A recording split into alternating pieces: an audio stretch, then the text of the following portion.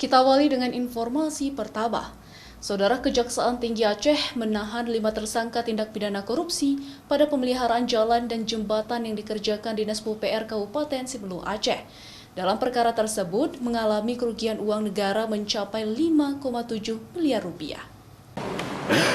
5 tersangka yang ditahan Kejaksaan Tinggi Aceh selama 20 hari ke depan di Rutan Kelas 2 KJ Aceh Besar tersebut, masing-masing AL sebagai pejabat pembuat komitmen atau PPK, AH sebagai kuasa pengguna anggaran atau KPA, DW sebagai pejabat pengadaan, serta BA sebagai pejabat pelaksana teknis kegiatan atau PPTK Kabupaten Simelu.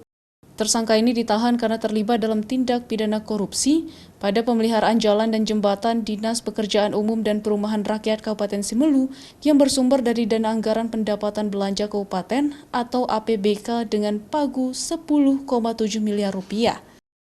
Perkara tindak korupsi ini baru diketahui setelah dilakukan audit keuangan negara oleh BPK Provinsi Aceh dan didapati kerugian keuangan negara sebesar 5,7 miliar rupiah.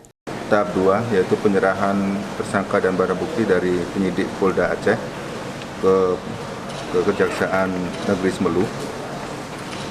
Tindak pidana yang dilakukan yaitu tindak pidana korupsi pada kegiatan pemeliharaan jalan dan jembatan pada Dinas PUPR Kabupaten Simelu yang bersumber dari dana APBK Kabupaten Simelu tahun anggaran 2017.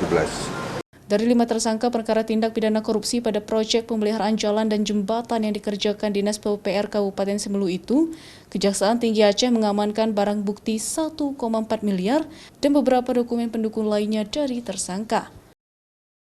Raja Umar, Kompas TV, Banda Aceh.